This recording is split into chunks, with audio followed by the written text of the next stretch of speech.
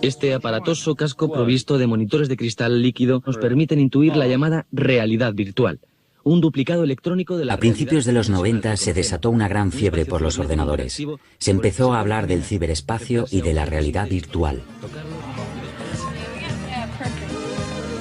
La publicidad prometía un mundo mejor y más fácil gracias a la tecnología. Have you ever borrowed a book from thousands of miles away? Across the country. Just ahead, take next exit. Without stopping for directions. Route 101. Or sent someone a fax. From the beach, you will.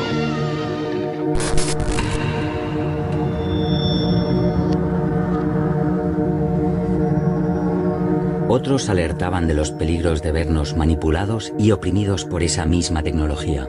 La gente realmente veía en estas nuevas tecnologías un elemento liberalizador, ¿no? Independientemente de que hay cosas que esperábamos y hay cosas que no esperábamos y que han sucedido.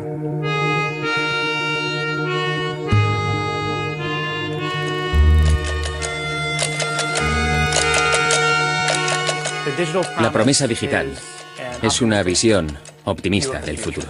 Una falacia. Evolución. Meaningfulness. Still amazing. Poignant. Desafío. Danger.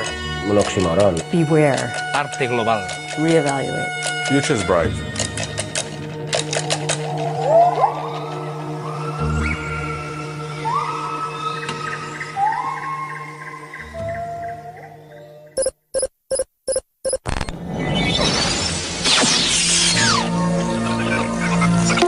Global net selected. La realidad virtual era prácticamente el tema, el monotema de ese año. Todo el mundo hablaba de realidad virtual.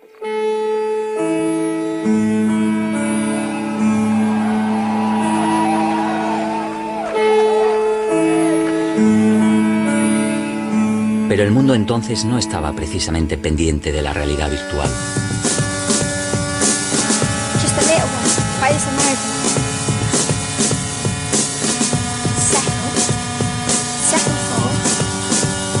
Settle for nothing. Settle for nothing less.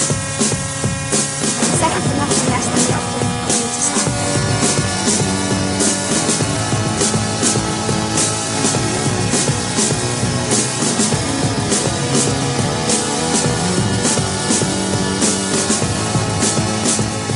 El cómico Philip Proctor dijo, los 90 no son más que los 60 al revés. Nunca entendí por qué la cultura de los 90, la tecnocultura, apestaba a pachulí y tenía un tufo rancio, como de resaca de los años 60.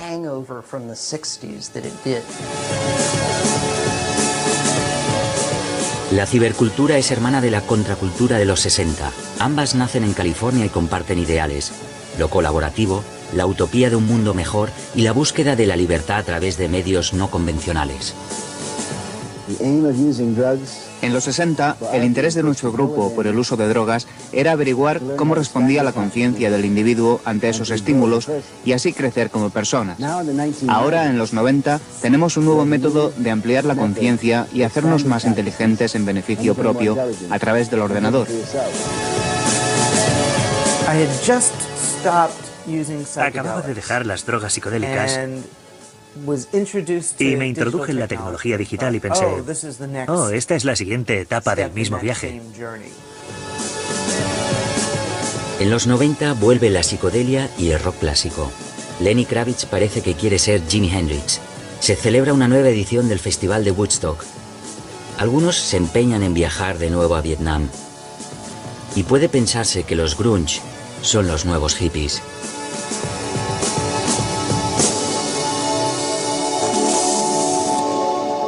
Benvinguts a Art Futura 90.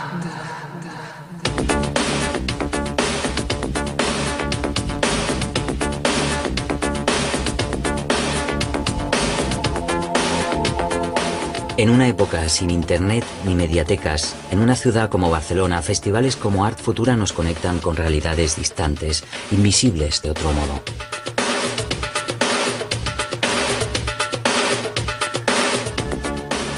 Yo creo que Art Futura fue interesante en el sentido de que el mundo entonces, estamos hablando del año 90, nos comunicábamos por carta. Nosotros ni siquiera teníamos fax en la primera edición, ¿no?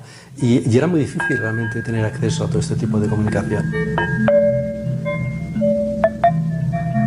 El escritor William Gibson, gurú del cyberpunk, fue uno de los mentores del festival. En su novela Neuromante acuñó el término ciberespacio cuando casi nadie se conectaba a la red. Dibujaba un futuro súper tecnológico, desolador pero fascinante. Creo que el futuro ya ha llegado. El problema es que no está equitativamente distribuido. Algunos vivimos en el siglo XXI y otros en el V.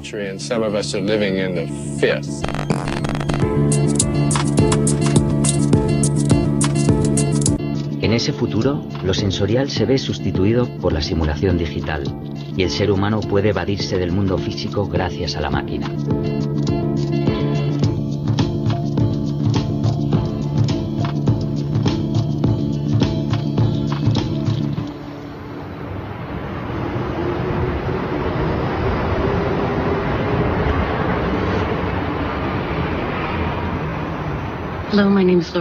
Hola, me llamo Lori Anderson. Acabo de llegar a Barcelona y me han pedido que hable del futuro. What does it mean to make art? Why do people bother to do this?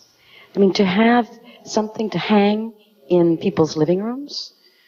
To create yet another copy of the real world? All this speculation doesn't really matter.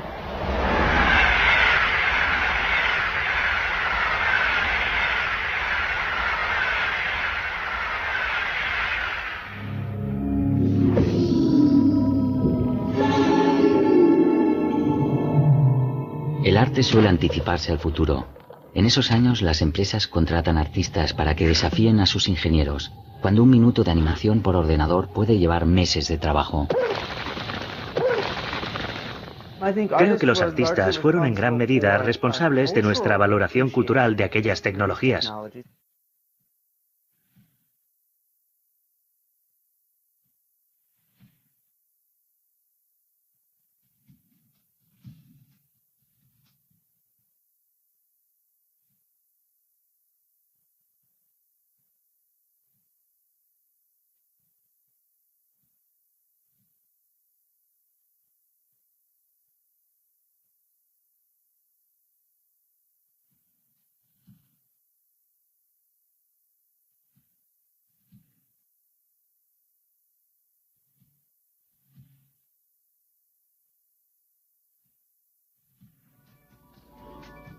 En algunos casos parece que se limitan a hacer meras demostraciones tecnológicas.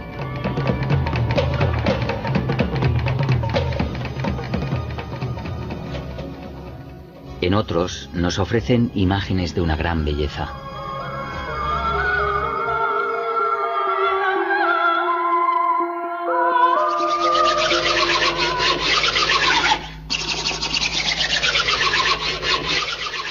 Yo creo que la tecnología digital en el arte está aportando muchísimas cosas. Lo que pasa que no siempre el arte está, digamos, en consonancia, en sincronía con la realidad, ¿no?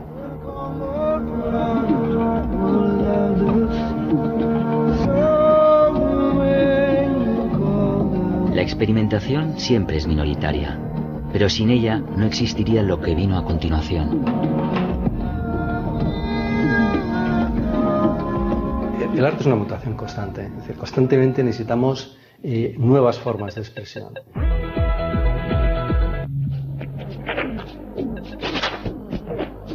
La cibercultura no se entiende sin la interactividad. Los artistas se afanan para incluirla en su discurso. El net art es el ejemplo más radical de esa nueva forma de expresión, prácticamente en el olvido. El net art es interesante porque es el último movimiento artístico. No ha habido ningún movimiento artístico nuevo después del net art. Y por tanto ahora es fantástico y un artefacto histórico, pero evidentemente es muy difícil de exhibir.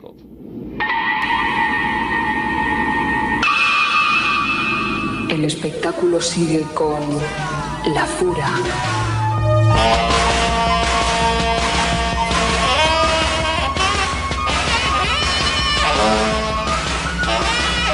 Algunos artistas provenientes de lo más orgánico dan el paso de incorporar la tecnología a su trabajo y abren una puerta que no volverá a cerrarse.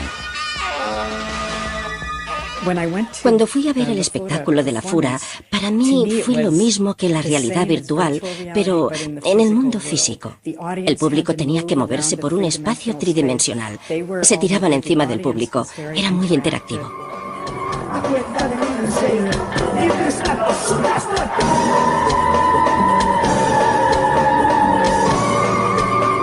Sí, recuerdo que en el año 89 empezamos a trabajar con Rebecca Allen, que ella nos enseñó los secretos del vídeo y fue una época que había Futura en Barcelona y entonces conocimos a Timothy Lear, a Gibson, el autor del Neuroamante, y entonces vimos que todo aquello que ellos anunciaban en sus libros, o el propio Timothy Lear, que había experimentado con el LCD y después cuando murió conectado a Internet su corazón para que todo el mundo pudiera ver su propia muerte, pues nos abrió una serie de ventanas.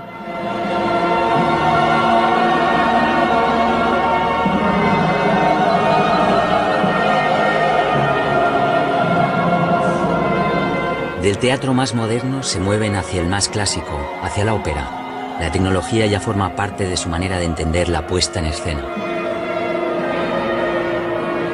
Más aburrido que ver a un tío andando en un escenario y hablar nada más, que es lo que yo veo casi siempre.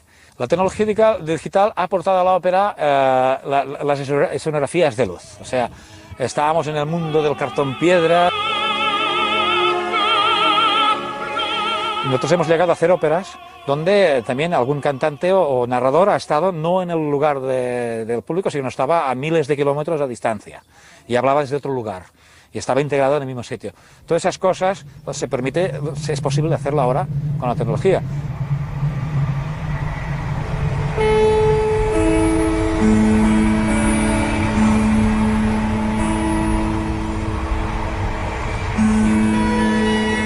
Muchos consideran a Charles Babbage como el primer diseñador de una computadora.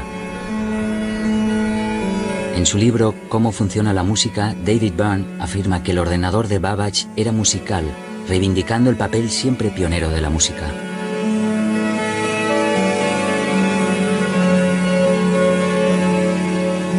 David Byrne aborda cómo la tecnología cambia la manera de componer música, pero también de escucharla.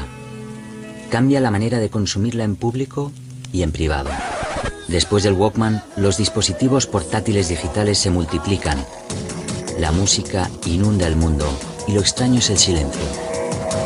La música puede ser la punta de lanza de ciertos avances técnicos. Primero por volumen, seguramente es de las artes más globales que hay y populares. La música está en la calle, la música está en las celebraciones, la música está, digamos, en casa de todo el mundo.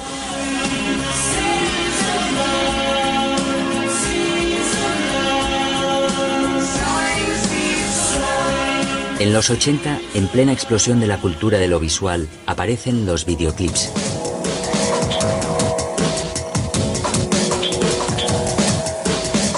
Con los videoclips, los músicos pueden aparecer en múltiples canales de televisión a la vez. Ya no se necesita su presencia física y tienen un gran impacto. Gracias a la tecnología se vuelven sofisticados y sorprendentes.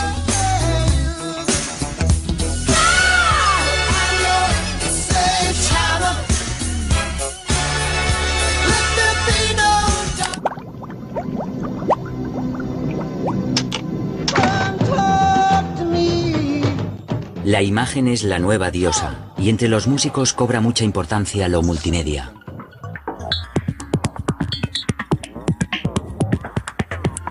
Lo visual se impone también en los conciertos en directo. El músico electrónico es alguien en un escenario, quieto, manipulando un ordenador o unos minúsculos botones. Necesita un envoltorio visual, algo que complete el espectáculo. Nace el videojockey y el envoltorio visual se impone más allá de las fronteras electrónicas.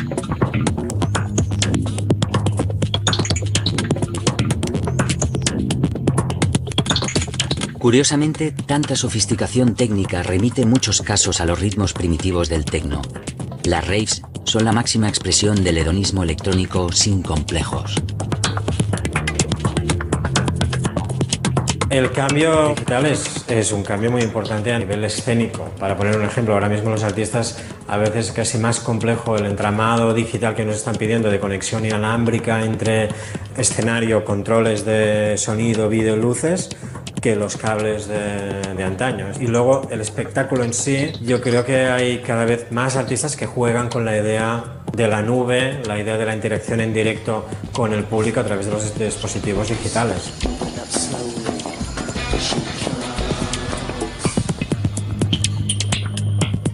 La experimentación también tiene su lugar e incluye la creación de nuevos instrumentos.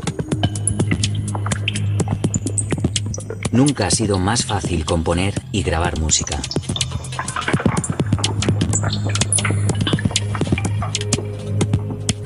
Yo creo que las herramientas digitales han permitido el acceso a los medios de producción de gente más joven, de gente con medios mucho menores, que no tiene que depender de un productor o de un sistema de producción clásico para poder realizar ese sueño, esa idea.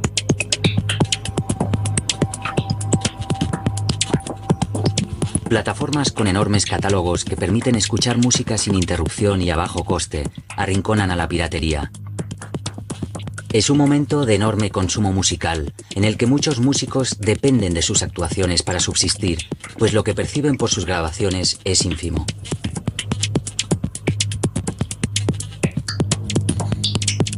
Las discográficas no reaccionan, y ahora hay otras empresas que entran en el reparto del pastel. Byrne y otros músicos cargan contra la distribución de la música por Internet, diciendo que atenta contra la creatividad. En cuanto a industria, el cambio digital ha sido un cambio enorme. Yo estoy muy a favor en cuanto al acceso a los contenidos y creo que esto ha beneficiado a público y a creadores. Y soy crítico en cuanto a la forma y el proceso en el que esto ha sucedido. El creador se ha beneficiado de la tecnología y ahora es autosuficiente para obtener un producto final. El dinero sigue fluyendo hacia otras manos, no exactamente las mismas que hace 20 años, pero no hay diferencia.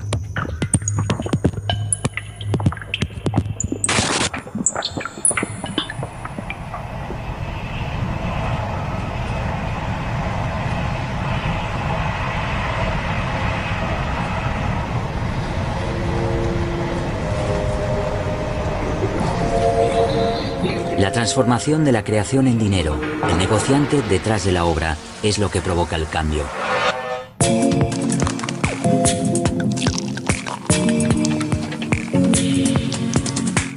Al cine llega más tarde, pero parecen irse repitiendo aceleradamente los mismos estadios que atravesó la música.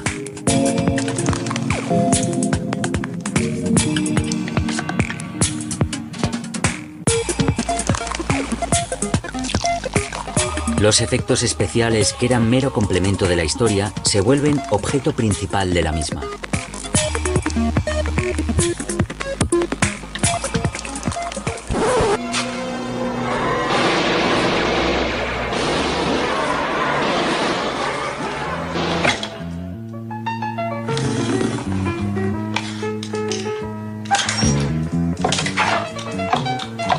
Sin embargo, la revolución en las películas de animación también está en los guiones.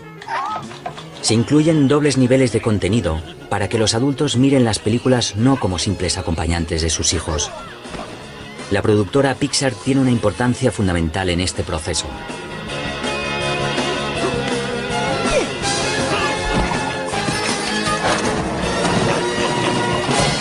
Creo que ha habido un abuso, en cierta manera, pero sobre todo en saturar a la retina del espectador de información digital a través del efecto. Por eso muchas veces se dice, esta película es aburrida. A lo mejor las nuevas generaciones más acostumbradas al videojuego, etcétera, no. Pero las generaciones medias y mayores no cogen este tipo de cine.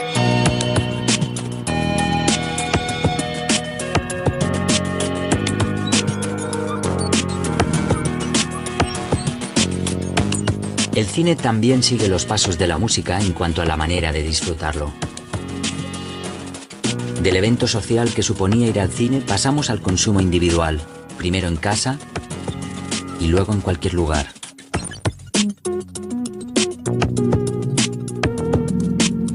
Se necesitan nuevos reclamos, avances tecnológicos como el 3D para llevar al público a las salas. Las películas, el efecto especial pasa a ser protagonista sobre la historia incluso, y que muchas películas se han convertido en demos de tecnología de lo que se puede hacer. Una carrera tecnológica a ver quién hace el efecto más alucinante. Pero también ha cortado la diferencia entre truco y realidad, por lo cual la fe del espectador, lo que ponía el espectador de magia en las pantallas, ha desaparecido. The dream is always the same. This should be happening.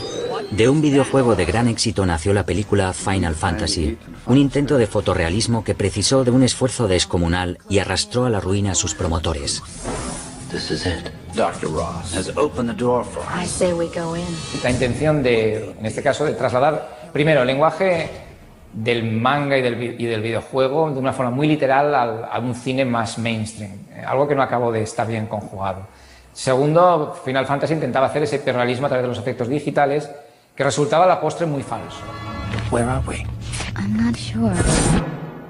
Por el momento, la idea de crear estrellas virtuales, actores digitales siempre disponibles, inasequibles al cansancio y otras debilidades humanas, y sin astronómicas pretensiones económicas, queda aparcada.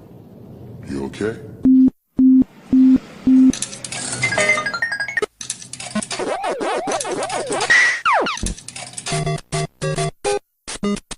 Los videojuegos son la primera expresión cultural o de entretenimiento puramente digital, interactiva, sin un final ya escrito y plenamente participativa. Dirigidos inicialmente a niños y adolescentes, esos nativos digitales han crecido con ellos.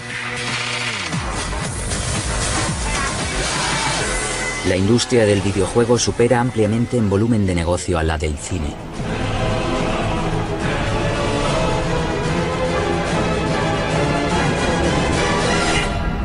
Podría comparar el mundo de los videojuegos al mundo del cine en el siglo XX, porque seguramente los videojuegos acaben siendo el arte típico del siglo XXI, igual que el cine lo fue en el siglo XX.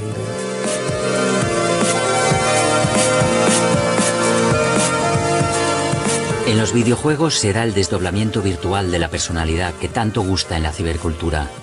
Poder ser otro, un piloto de carreras, un guerrero mítico, un asesino de alienígenas, un atleta sexual. El segundo gran factor de su ADN digital es la interconexión, la capacidad de relacionarse con muchos otros a distancia, que se sublima con los juegos masivos multijugador.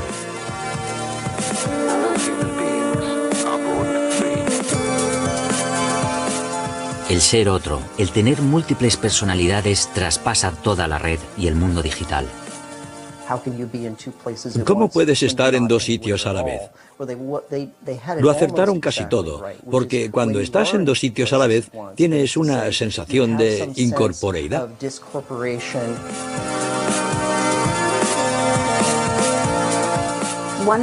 Una de las cosas que te permite la red es dispersar tu identidad. Es una de las primeras cosas que estudié, que la gente tenía muchas identidades para muchas finalidades y que pensaban que era lo más maravilloso que permitía la red. Si, por ejemplo, eras una mujer pero querías tener la experiencia de ser un hombre, podías ir a un espacio de la red donde podías tener la experiencia de ser un hombre.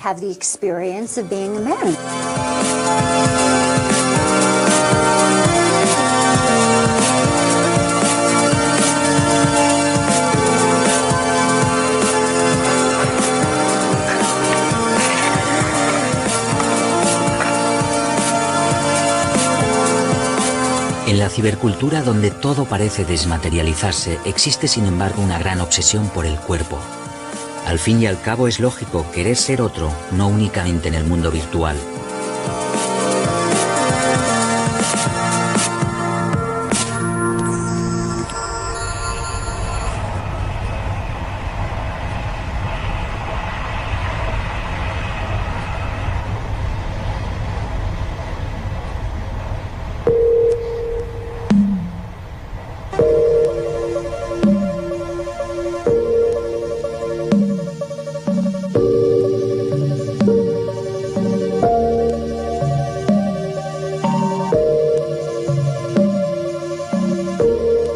Lo digital es como una gran cueva negra y tú tienes que ir palpando las paredes y las piedras del techo para descubrirlo. Y para mí una forma de hacerlo es utilizando mi propio cuerpo.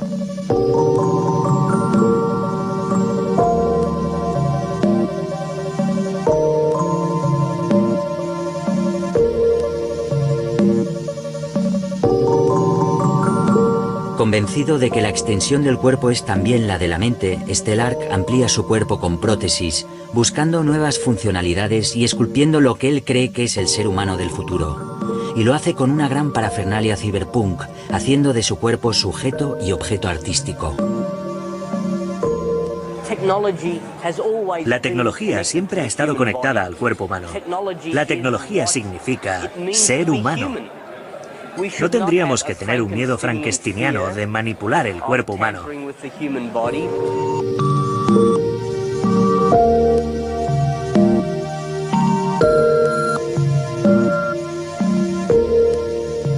Yo creo que la idea de la prótesis y sobre todo la idea del cyborg que formaba parte de esta utopía, ¿no? Y es una utopía que se ha ido diluyendo. Primero porque todos somos un poco cyborgs. Hemos asumido este hecho desde las prótesis dentales, las operaciones de cataratas, los marcapasos, en sus últimas extensiones ciertos fármacos, etc.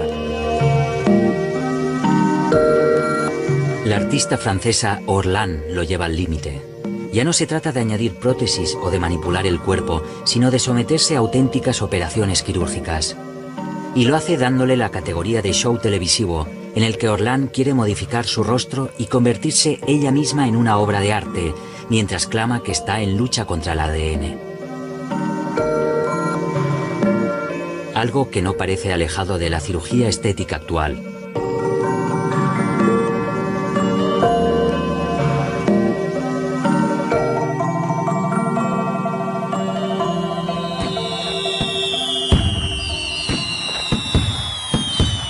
Una idea, la del disfraz bajo el cual, al ser otro, podemos permitirnos comportamientos diferentes, ser transgresores, explorar nuevos caminos.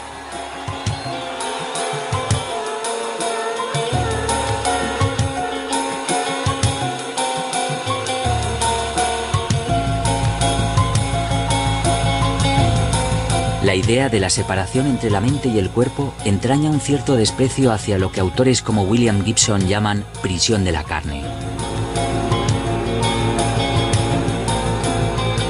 Y sin embargo, voces como las de Marvin Minsky, padre de la inteligencia artificial, afirman que el hombre y la máquina ya han convergido y que se trata de un proceso irreversible. Los primeros robots se conciben a imagen y semejanza del ser humano.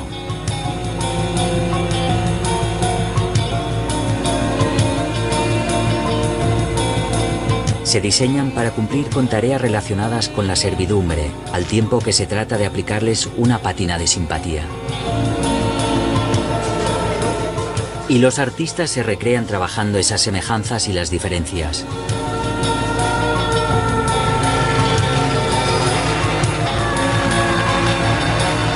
O en casos extremos como los espectáculos de Survival Research Laboratories, que en los 90 impactaban a los espectadores con sus robots de guerra.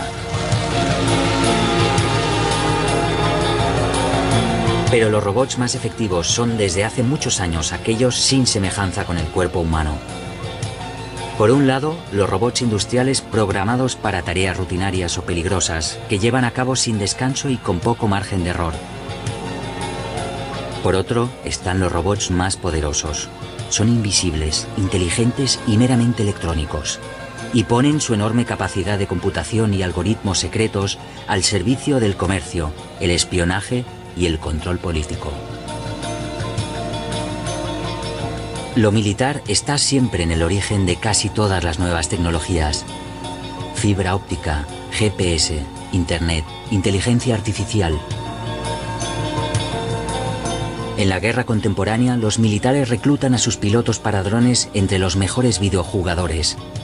No parece haber diferencia entre matar en un juego o a miles de kilómetros de distancia, pues todo sucede en una pantalla. El robot electrónico se sitúa en el camino de la inteligencia artificial, dando la razón a aquellos que dicen que la evolución ya no es cosa de Darwin, sino de la tecnología.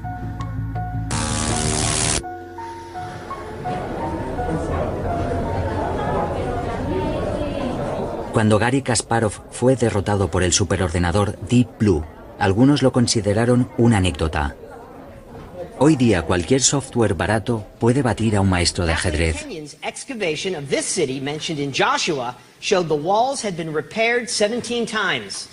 Watson. What is Jericho? Correct. Otro superordenador de nombre Watson venció en la muy humana tarea de participar en un concurso de televisión.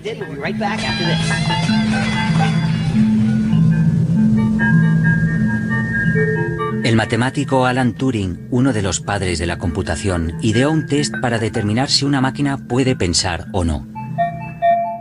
Muchos dicen que en breve lo harán. Otros, como el profesor de robótica Hiroshima Ishiguro, afirman que sin emoción no hay verdadera inteligencia. ¿Puede tener sentido del humor una máquina? Eso sería una cosa mucho más compleja de conseguir. Pero la respuesta rápida es sí. Cualquier cosa que se pueda imaginar pasará en una máquina.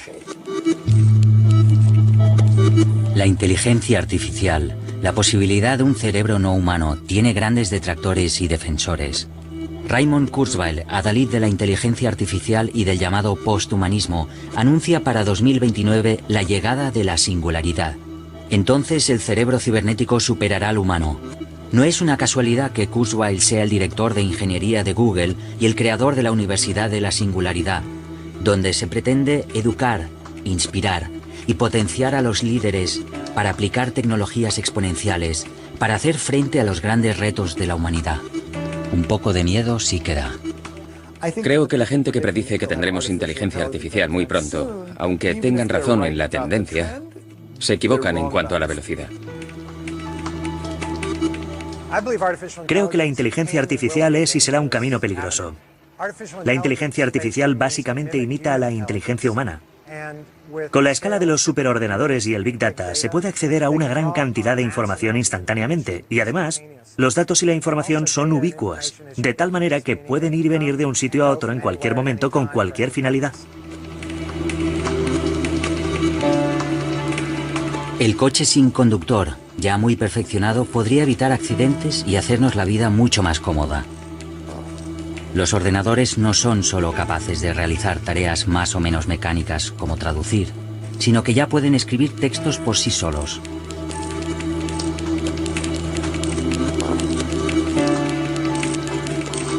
Más preocupantes son otras funciones, como las transacciones bursátiles llevadas a cabo por los ordenadores sin ninguna intervención humana y que ya han causado más de un sobresalto en los mercados financieros.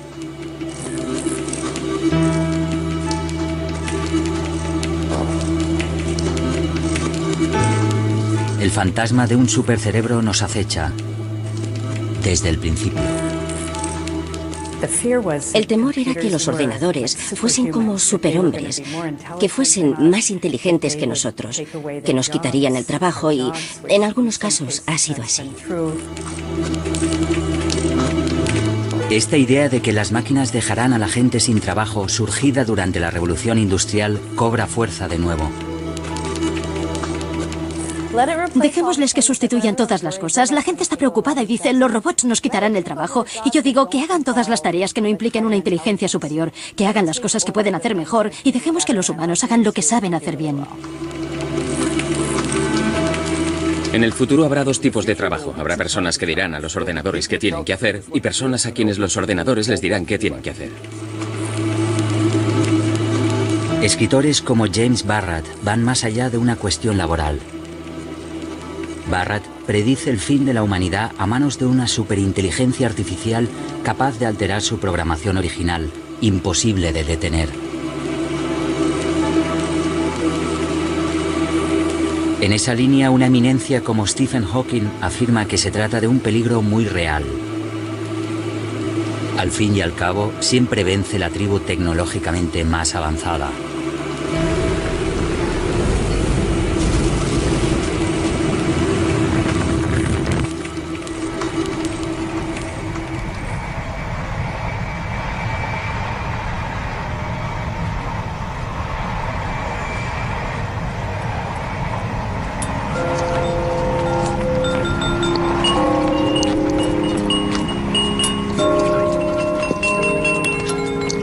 La La tecnología es indistinguible en nuestras vidas, ha penetrado en todos los estratos de la actividad humana en todo momento y en todas partes. Se trata de un tema tan amplio como el propio mundo, la propia idea de la World Wide Web.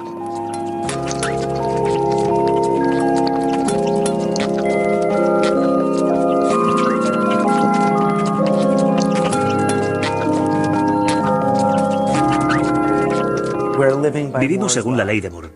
Por tanto, todo seguirá mejorando. La economía crecerá, nuestros datos serán más densos y se supone que la gente tiene que adaptarse. Las revoluciones tecnológicas anteriores buscaban la extensión de nuestros cuerpos. En la revolución digital asistimos a la expansión de nuestros cerebros.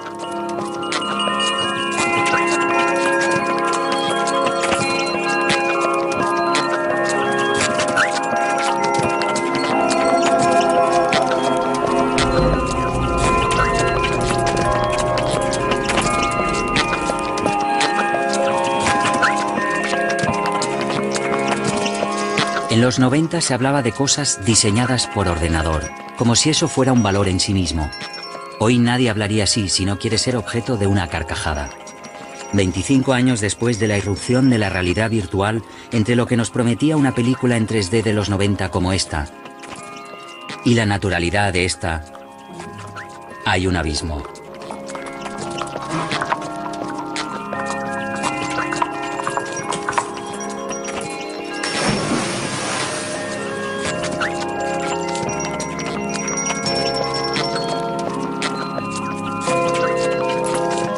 Un cuarto de siglo que parece una eternidad, aunque tan solo estamos en el fin de la infancia digital. Las criaturas de Theo Jansen se acercan a la idea de vida artificial. Nacieron en las entrañas de un ordenador. Algo que ya no tiene la menor importancia. Todo parece funcionar de manera diferente. Economía, salud, seguridad, comunicación, trabajo, educación, ocio, cultura, consumo. Hay nuevas iniciativas que desafían las viejas costumbres.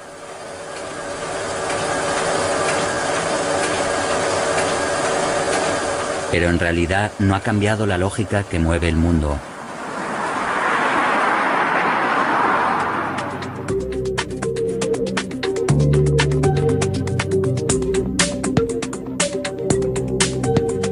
Ya estamos interconectados, ya somos globales. ¿Significa eso que se ha logrado una mayor igualdad o que se nos ha unificado como piezas de un mercado mundial?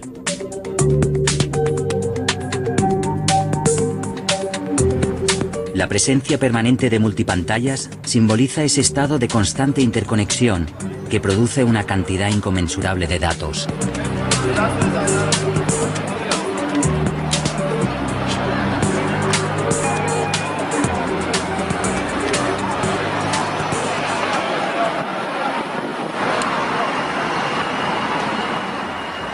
Los clásicos templos del saber repletos de libros han dejado paso a asépticas salas con aire acondicionado, que albergan millones de terabytes que cada vez es más barato almacenar. A esas enormes cantidades de información se la conoce como Big Data. Tan solo en el año 2009 se produjo la misma cantidad de datos que en toda la historia de la humanidad hasta ese momento. Existe una gran demanda de Big Data con fines comerciales y políticos. Datos aportados por la gente conscientemente o no y por los millones de sensores esparcidos por el mundo. Uno de los principales problemas en la actualidad de lo que llamo la cultura del software es ¿quién manda? Hay dos tipos de personas, los programadores y los analistas de datos que puedan entender el Big Data y buscar patrones. Tenemos a las grandes empresas que se fusionan y mucha gente que voluntariamente o no proporciona datos a las empresas. Lo importante es que haya más gente que sepa cómo funcionan los datos, cómo analizarlos, programarlos. Tenemos que instruir a la gente en la cultura de los datos. Datos en muchos casos intrascendentes de la vida cotidiana. Si algo te hace gracia, pones LOL. Si algo te estremece, pones OMG. Si algo no lo entiendes, pones what the fuck. Esto me hace gracia, pongo LOL. LOL. Superficiales o no, esa cantidad masiva de datos es analizada por los ordenadores más potentes para extraer patrones de comportamiento y hacer predicciones. Las grandes empresas del momento, que ya no son las industriales, combinan sus sistemas de inteligencia artificial con esa información, con el rastro de nuestras preferencias en la red, para lanzar nuevos productos o instarnos al consumo de manera personalizada.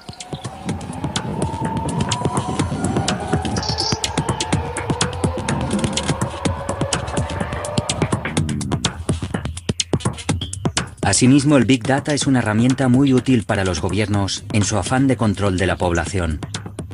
Nos autoexponemos al mundo, ofrecemos nuestras vidas que son recogidas por intereses comerciales y políticos, y empieza el conflicto de dónde queda lo privado y dónde lo público. La pregunta es, ¿quién controla estos datos? Y una vez más, ¿cuánto tiempo se conservan estos datos? La edad de la inocencia se ha acabado. Nos dicen que para garantizar nuestra seguridad hemos de sacrificar nuestra libertad. Héroes o villanos, algunos se rebelan contra esa invasión y en un maravilloso y acrobático bucle revelan datos que comprometen a esos propios gobiernos.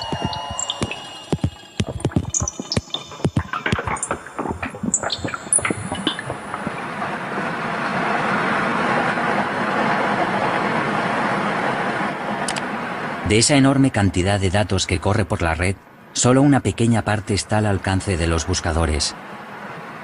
Datos que se hallan en la llamada Internet oscura. Para navegar por ella se utilizan sistemas como Tor, que protegen el anonimato de los usuarios e impiden rastrearlo. Como tantas otras iniciativas del gobierno estadounidense, parece haberse vuelto en contra de lo que pretendía. Concebido para ser utilizado por sus agentes de inteligencia, pronto evolucionó hacia un sistema empleado por los defensores de la privacidad y la libertad de expresión. Y rápidamente también se convirtió en terreno abonado para las actividades ilegales. Narcotraficantes, pederastas, traficantes de armas, asesinos a sueldo, tienen en la Internet oscura una impenetrable vía de comunicación y de oferta de sus servicios y productos. De igual manera, la utilización del Big Data, que tantos beneficios puede proporcionar, si se combina con los avances en la investigación de nuestros perfiles de ADN, puede desembocar en el control absoluto de nuestro futuro.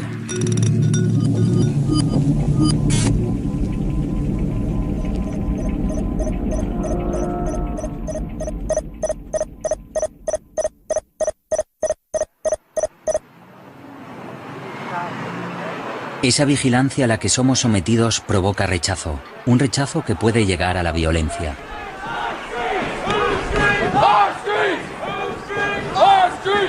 La desconfianza de los ciudadanos hacia los gobiernos y las grandes corporaciones se halla en un pulso aún por decidir.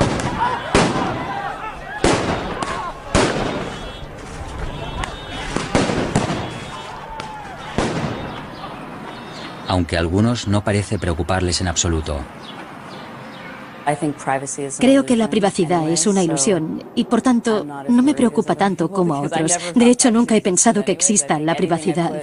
Creo que cualquier cosa que coloque es pública y esa es mi filosofía en Internet.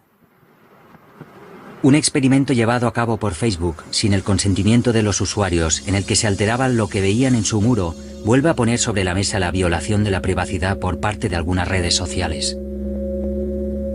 A algunos usuarios no les sentó bien la iniciativa.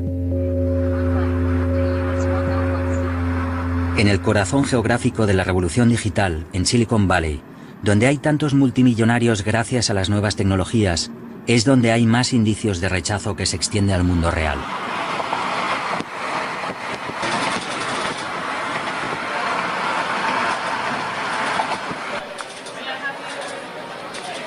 En este bar de San Francisco, un usuario de las Google Glasses fue agredido. El uso de estas tecnologías revive la tecnofobia desaparecida en los últimos años de crecimiento del paraíso digital.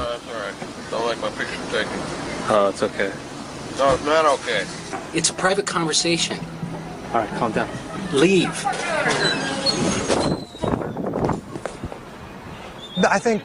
Creo que la tecnofobia está estrechamente ligada a la privacidad, las leyes y las regulaciones de Estados Unidos y de la mayor parte del mundo. Simplemente no se han puesto al día. Un paraíso del que algunos quieren huir aunque solo sea a ratos.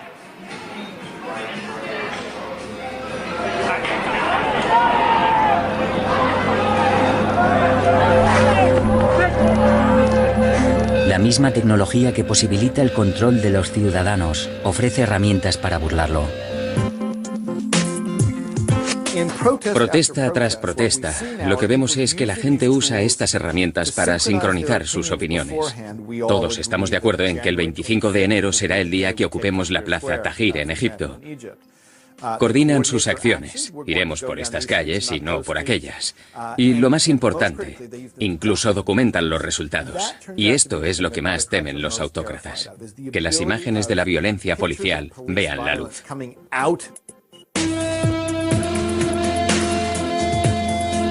Las redes sociales se sitúan en primer plano.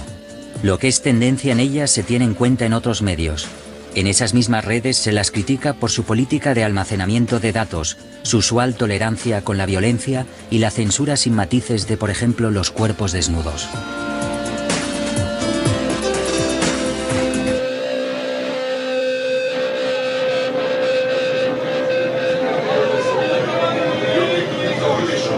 Con un teléfono cualquiera puede grabar un vídeo y colgarlo en Internet. Como el de esta agresión racista en el metro de Barcelona.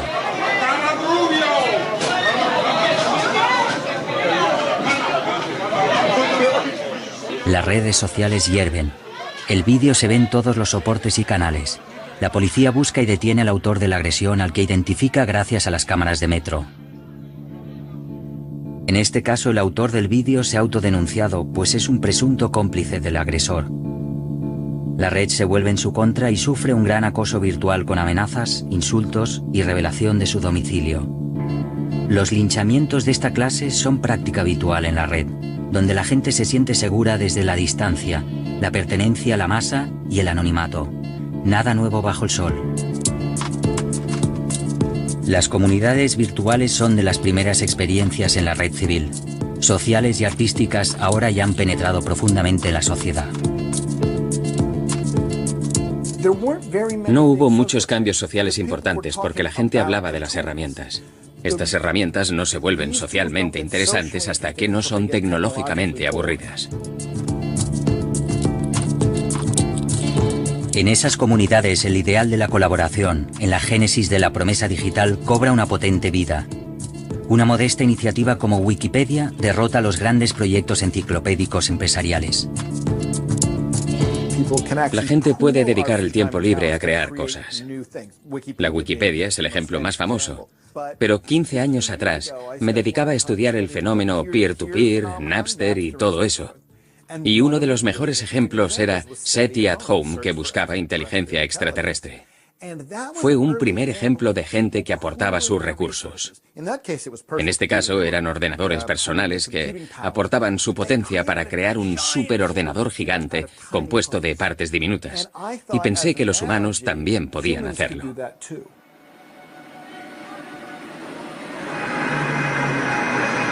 En nuestra sociedad se da por descontado que todos tenemos acceso a esos medios y herramientas. Las diferencias en el acceso a los avances médicos son el ejemplo más claro de la desigualdad tecnológica. Gracias a Dios que tenemos anestesia. Gracias a Dios que tenemos la cirugía robótica. Todas estas cosas son positivas. ¿Quién querría volver a la cirugía de cáncer de pecho de la era victoriana? Si miras los daguerrotipos no son bonitos de ver, ¿no? Pero la tecnología no es algo que sucede en el vacío. Está sujeta a la historia y delimitada por la cultura.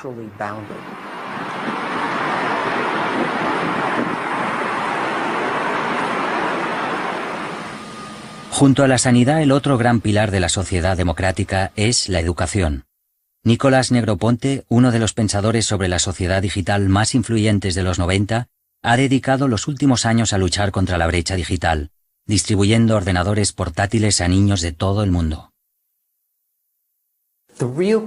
La auténtica prioridad es el aprendizaje, claramente la más importante. Creo que el mundo digital también ayudará a la educación. Y sí, un mundo mejor depende de la educación y el crecimiento económico. Los elementos de un mundo feliz y más justo están muy arraigados en las cosas que proporciona el mundo digital. En nuestro caso, repartimos 3 millones de portátiles en 40 países y 25 lenguas. El Banco Mundial aportó 0. El Banco Africano para el Desarrollo, 0. El gobierno americano, 0.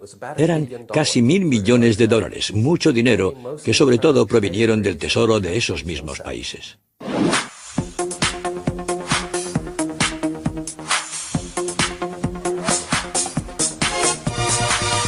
Y las claves para acceder a los nuevos medios de comunicación son otras. Se dice que más democráticas. Pero sigue habiendo reglas con la misma implacable lógica comercial de siempre. Tengo mucha experiencia en vídeos que han triunfado en la red. Si me quieres contratar para dirigir un vídeo de tu marca para que se popularice, puedo hacerlo. Pero no puedes encargar un vídeo viral y decir, de acuerdo, aquí lo tienes.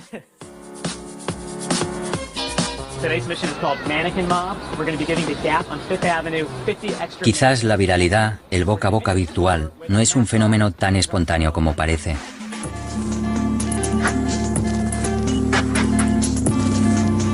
En realidad, las grandes autopistas de acceso recuerdan a cuando había muy pocos canales de televisión. Si la distribución se monopoliza, se alerta de que ese distribuidor puede condicionar los contenidos. A modo de ejemplo, Amazon controla el 60% del mercado del libro en Estados Unidos y el 90% del libro electrónico. Si alguien piensa que controla, creo que es una ilusión, porque hay una distribución muy cambiante de quien controla. Eso es lo que me encanta. La igualdad en el acceso a los contenidos, la llamada neutralidad, ya había sido puesta en cuestión por las prácticas de los buscadores y los grandes distribuidores de contenidos. Ahora será más rápido y fácil llegar a un contenido si se paga. Es el despertar del sueño de creer que hay cosas gratis.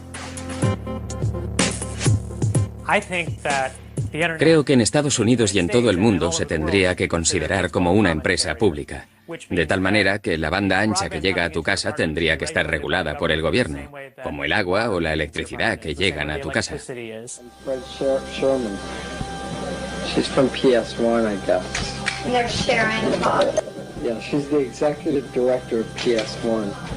Josh Harris, un emprendedor imaginativo y extravagante, se enriqueció en la época de las .com antes del estallido de la burbuja de Internet.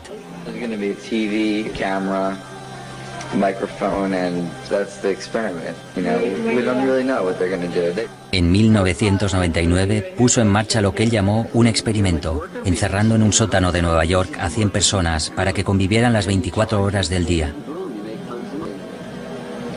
Múltiples cámaras retransmitían en Internet todo lo que sucedía. Dormitorios, comedor, lavabos, la sala de entretenimiento, la sorprendente galería de tiro. Al poco tiempo, la policía de la ciudad acabó con la experiencia.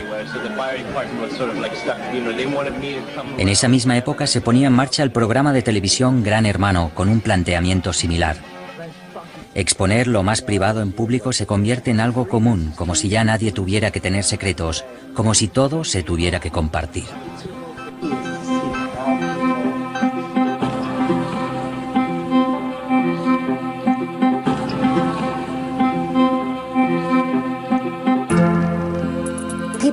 La gente se pasa la vida muy conectada, pero también muy sola.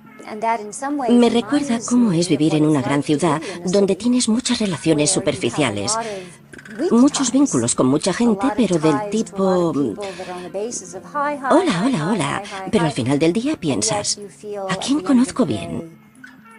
¿Quién es un amigo de verdad?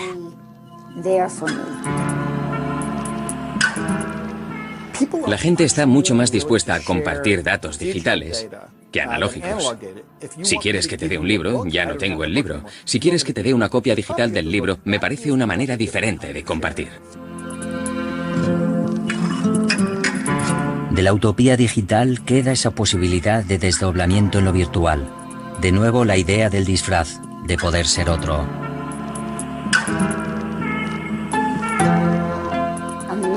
En la red puedes editar, puedes corregir, porque el perfil en las redes sociales no eres tú. El adolescente que redacta un perfil, ese perfil es producto de horas de trabajo. Nos presentamos como nos gustaría ser, en un espacio donde no tenemos conversaciones, tan solo pequeñas dosis de comunicación. Pero tía, o sea, no sé, yo expreso lo que siento, no como tú, tanto filtro y tanta hostia, que eres una falsa. Cariño, pero ¿a quién le importa cómo seas en realidad? Se trata de vender cualidades que puedan atraer a tus posibles clientes. ¿Qué clientes? ¿Tú no ves que todos los tíos que te molan no te acaban haciendo ni puto caso? Oye, no mezcles, o sea, esto no tiene nada. Todos aquellos sueños que teníamos del ciberespacio como un lugar a donde ir no fueron suficientemente imaginativos. Lo que realmente sucedió es que el ciberespacio acabó siendo una cosa que se metía dentro de nosotros. Ya no se puede separar esa red de la vida real.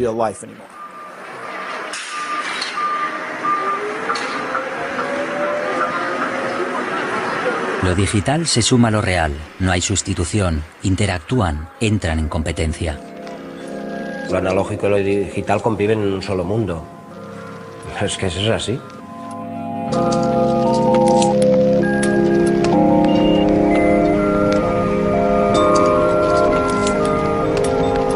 Desde la invención de las primeras herramientas y del descubrimiento de cómo hacer fuego, ha habido varias revoluciones tecnológicas. Unos cambios que no fueron simples mejoras, sino rotundas rupturas. Ahora nos hallamos en el epicentro de una transformación que puede ser más radical que todas las anteriores. Creo que la gente no era consciente. Yo no era consciente de hasta qué punto estas tecnologías afectarían los aspectos más potentes, más íntimos y personales de nuestro corazón, de nuestras decisiones personales, de nuestras vidas, de nuestras relaciones, y que teníamos que tener cuidado porque somos muy vulnerables.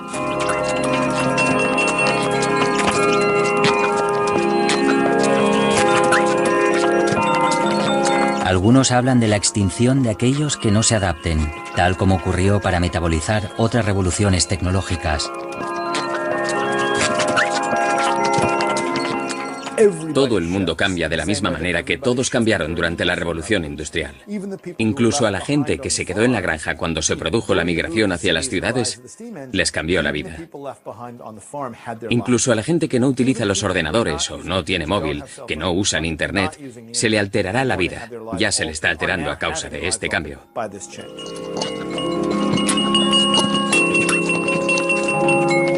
Liquidado el idealismo, a nuestro alcance se mantiene la vertiente práctica de la promesa de un sinfín de posibilidades para una vida más fácil, más cómoda, mejor, siempre que estemos permanentemente conectados, enganchados.